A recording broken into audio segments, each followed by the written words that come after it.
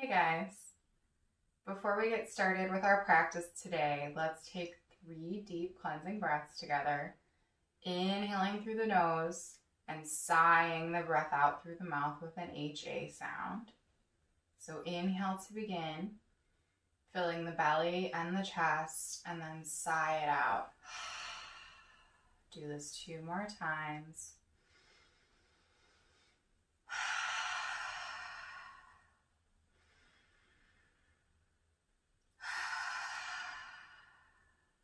So nice. To start, let's get into tabletop pose. So you'll be on your hands and knees. Your hands should be approximately shoulder width apart with your wrists directly underneath your shoulders. Your knees should be hip distance apart directly under the hips and with the feet shooting straight back towards the back of the mat. Engage your abs, pulling your belly button up and in to create a neutral spine, which is very important in tabletop. And breathe here a couple times just to feel this pose in your body.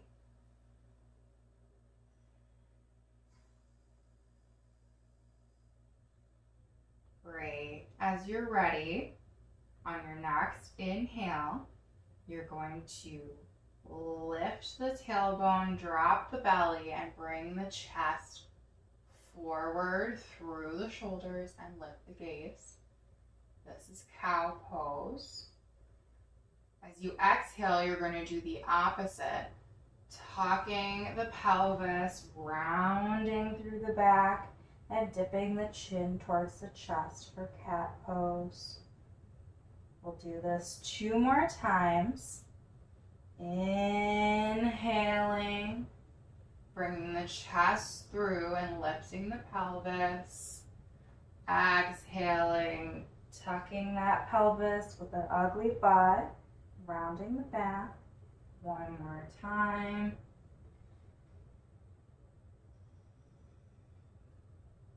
And as you're ready, inhale your way back to a neutral spine in tabletop.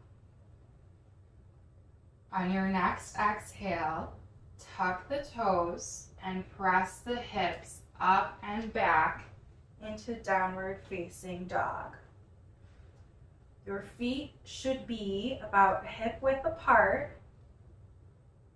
If you know you have very tight hamstrings, it may be advantageous for you to take your feet even as wide as the mat.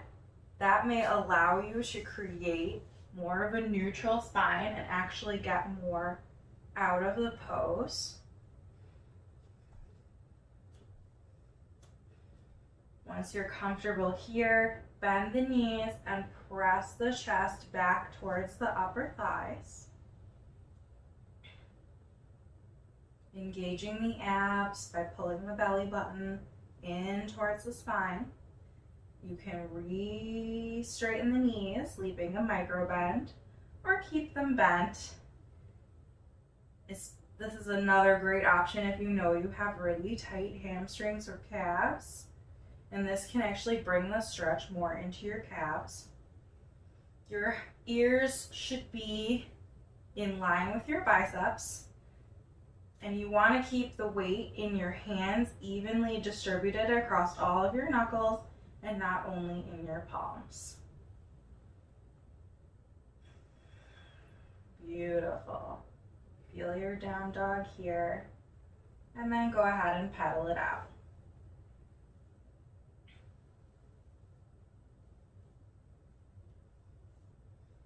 On your next inhale, sweep your right leg up and back, and as you exhale, bring the knee in towards the nose and then place the foot in between your hands. You may need to lift your foot and physically place it between your hands, and that's okay. You're going to drop the back foot down to the mat at a 45-degree angle, not 90-degree angle, with your heels in line. Make sure that all 3 corners of your back foot and your front foot are pressing into the mat. And And then as you're ready, inhale and windmill the arms up, coming into warrior two. Make sure that your weight is evenly distributed between both feet and that you have maintained the heel to heel alignment. Look down at your front knee. You should be able to see your big toe. If you can't, move your knee out towards the pinky edge of your foot just a little bit and deepen that bend as close to 90 degrees as you can, unless you have a knee injury, and then you may want to stay up a little bit more. But otherwise, sink into it. Make sure that the hips are level and that your abs, as always, are engaged. Arms are out to the front and back of your mat, and your gaze is over the middle finger of your right hand.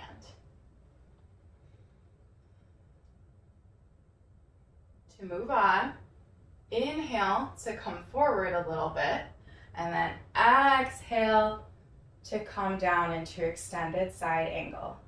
Extended side can be done like this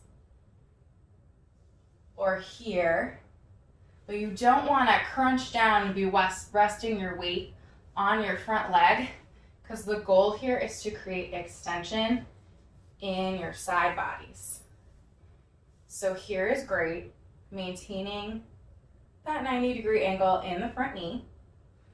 To come out, inhale and sweep the arms back up. On your next exhale, arch back, bringing the upper arm over, coming into exalted warrior or reverse warrior. Can also bring your arm behind like this. Inhale, back to warrior two. Now let's make a dance out of it. Inhale, exhale, extended side. Inhale, warrior two. Exhale, reverse warrior. Do that 2 more times.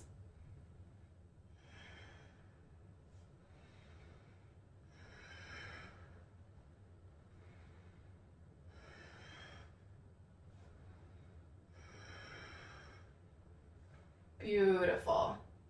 Windmill the arms down to frame the foot.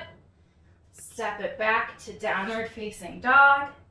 And then drop the knees either wide or narrow and press the hips back into child's pose. Couple breaths here before we move on.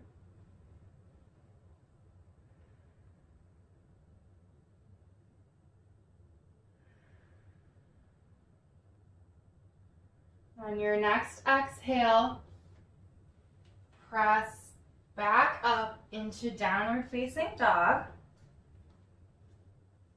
Find your dog stance. Then inhale the left leg up this time. And exhale, bring it through between the hands. Drop the right foot down to the mat at that 45-degree angle with heel to heel alignment. And then inhale your way up into warrior two. We'll do the same dance on this side. So check your alignment first. You may need to lengthen your stance if you can't get the 90-degree bend in the front knee. So check where your knee is tracking, that your back foot is engaged all 3 corners of the foot. And then start the dance. Inhale to come forward a little bit. Exhale, extended side. Inhale, warrior two. Exhale, exalted warrior. Inhale, warrior two. Exhale, extended side. Keep going.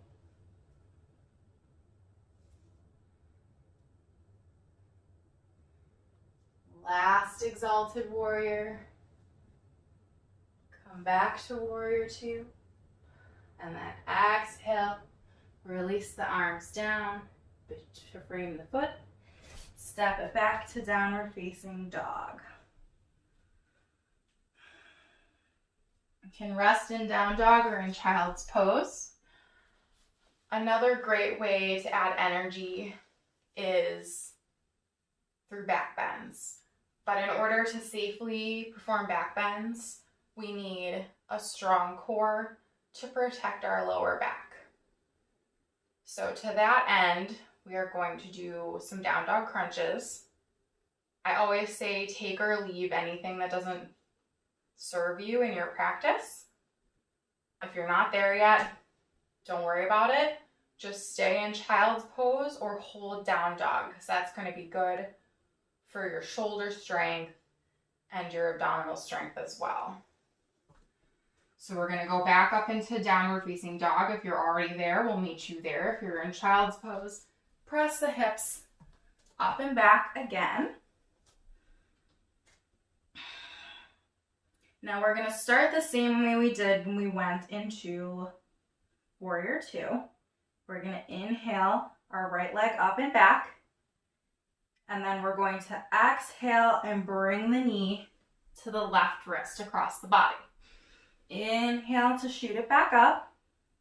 Exhale, knee to nose. Inhale, kick it back up. Exhale, knee to right wrist. Inhale it back up. Exhale, release it down to downward facing dog. Pedal it out a little bit. Or drop into child's pose here before we do our other side.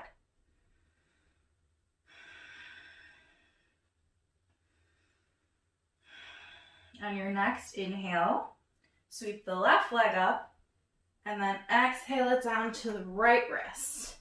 Inhale, sweep it up. Exhale, knee to nose. Inhale it up. Exhale, knee to left wrist. Inhale it up. Exhale, release the foot down to downward facing dog. Drop the knees and drop back into child's pose. Very nice.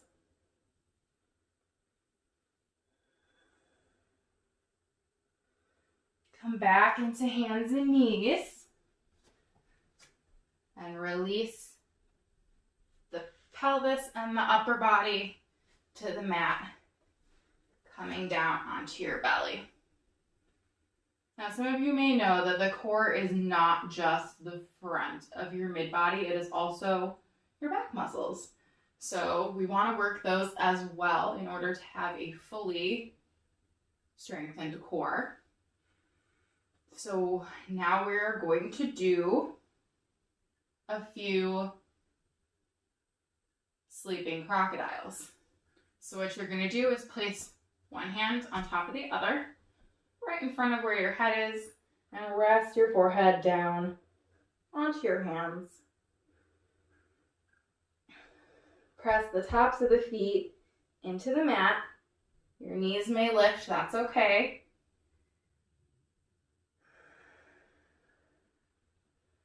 And on your next inhale, you're gonna lift the upper body off the mat with the hands still attached to the forehead, and then exhale, lower it down. We'll do this 3 more times. So inhale, the crocodile wakes up. Exhale, he goes back to sleep. Inhale, waken the crocodile up. Exhale, she goes back to sleep. Inhale, wake the crocodile up. And exhale, they go back to sleep. This is a great drill to strengthen your low back. Very important for us to add that to our practice in order to support our back bends.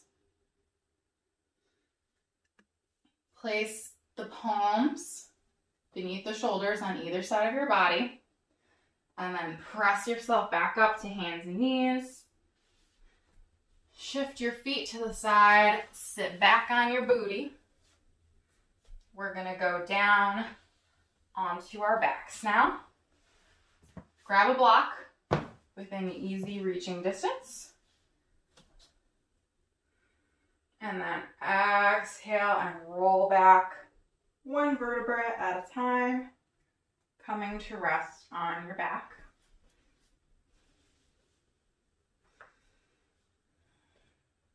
Bend the knees and place the feet flat on the mat. Pull the heels in as close to your booty as you can. Your anatomy may not allow for your heels to touch your butt. Mine doesn't, so just snuggle them in. Do a gentle back bend at work to create energy in the body by opening up the spine in a way that we don't normally do. So we'll start with bridge pose.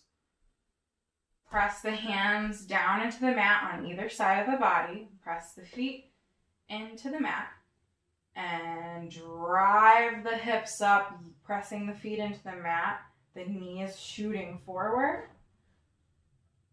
Your chin should be a little bit away from your chest. You don't want to be crunching it in. And then if you'd like, you can add an extra shoulder stretch and snuggle one shoulder and then the other under the body and clasp the hands. If you feel any pain in your elbows, if you do this, you're going to want to start maybe with a strap or wait a little bit on that because you do not want to overstrain the ligaments in your elbows. Hold here for another breath. And then release it back down. So you can either do bridge pose again, or you can come up into full wheel. For wheel, the setup is similar. You want the feet in towards the booty like when you do bridge. And then you're going to place your hands with your wrists facing out underneath your shoulders. Engage the abs and use your feet and your arms to press yourself up onto the top of your head first. And then all the way up into wheel. You can rock forwards and back to give your shoulders a little stretch. You can be up on the toes or flat on the feet. And then as you're ready, carefully release back down to the mat. So nice. Now, settle for a moment. Let the sensations of opening up your back like that flow through your body for a few breaths.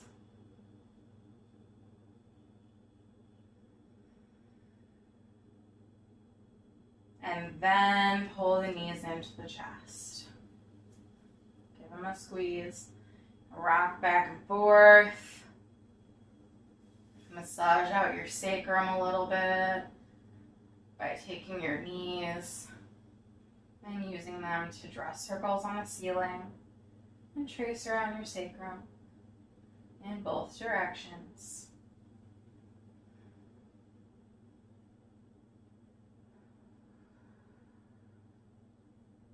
Another great way to energize is by placing the head below the heart. And guess what? You've already done that today. You've done that with down dog. You've done that if you went up into wheel. You can also do it lifting the hips above the head and the heart in a supported shoulder stand, waterfall pose. So this is why you need your block. I'm going to take it at the medium height or the low height to make sure your hips are very stable.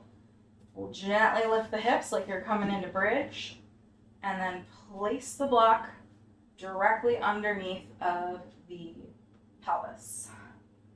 Right under there to keep it supported. Press the hands into the mat again like you did with bridge. And then pull first one knee up and then the other.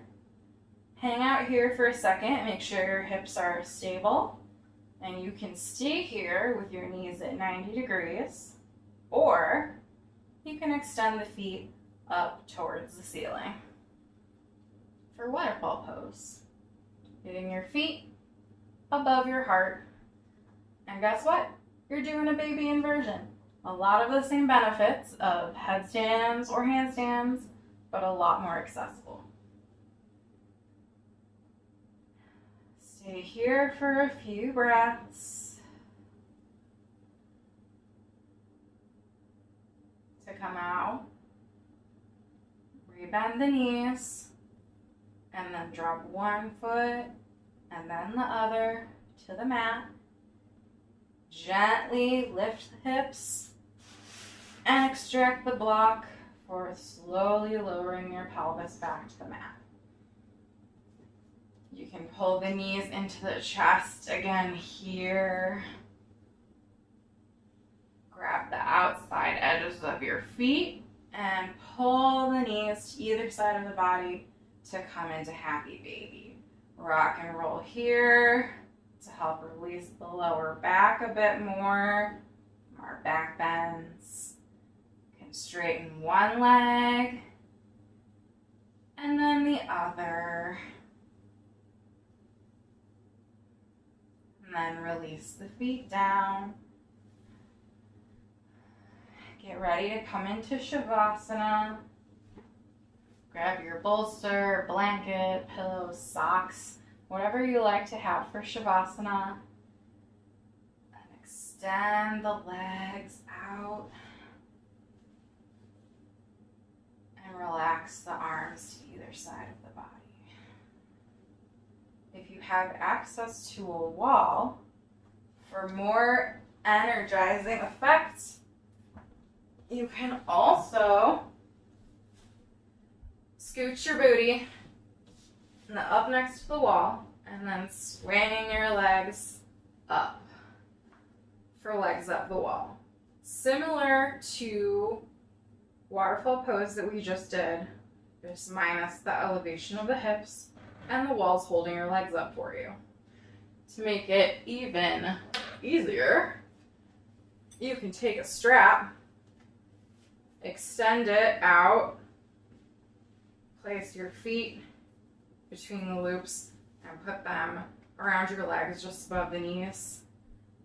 And voila, the strap is now holding your legs to keep them from falling apart. So the wall's holding you one way and the strap is holding you the other way.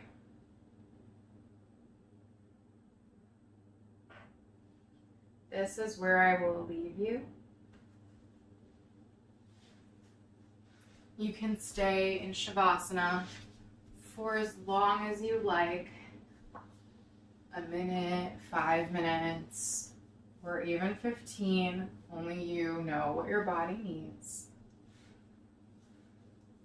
Thank you for coming to practice with me today. From my heart to yours. Namaste.